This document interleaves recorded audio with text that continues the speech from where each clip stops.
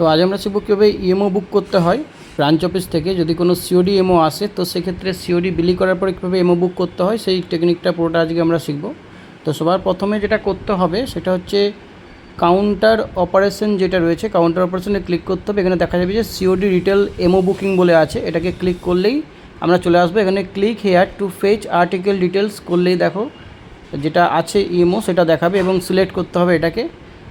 তো সিলেক্ট করতে হবে, সিলেক্ট করলে তো ডিটেলস ঠিকঠাক আছে নাকি চেক করে এটাকে সিলেক্ট করতে হবে।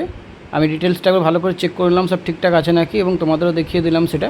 এরপরে কি করতে হবে, সিলেক্ট অপশানটা ক্লিক করলেই আমরা মেন ফরমেশনে চলে যাব। এখানে দেখতে পাবো কত টাকা এসেছিলো, কমিশন কত আছে, জিএসটি কত আছে এবং টোটাল কত। তারপরে আর্টিকেল নাম্বারটা ঠিকঠাক আছে কিনা, যে আর্টিকেলটা এসেছিলো সিওডি এমও হিসেবে। দেখার পরে এটাকে নেক্সট করতে হবে। নেক্সট করলে আমরা পরবর্তী পেজে পৌঁছাবো সেন্ডার ডিটেলসে।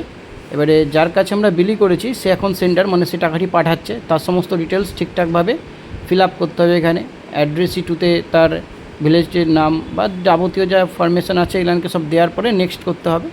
নেক্সট করলে পে ডিটেলসে আসবো, অর্থাৎ যে আগে ইএমওটা পাঠিয়েছিল মানে সিওডি ইএমও পাঠিয়েছিল, যে তার সমস্ত ডিটেলসটাকে ঠিকঠাকভাবে অ্যাডজাস্ট করার পরে সাবমিট করলে কনফার্ম দেখাবে। এবারে সমস্তটা দেখে নিতে হবে যে ঠিকঠাক আছে কিনা, অ্যাড্রেস সমস্ত কিছু ঠিকঠাক আছে না দেখার পরে ওটাকে সাবমিট করে দিলেই সঙ্গে সঙ্গে এক পিএনআর নাম্বারটা তৈরি হয়ে যাবে, যেটা তোমার এমওতে লিখে রাখতে হবে।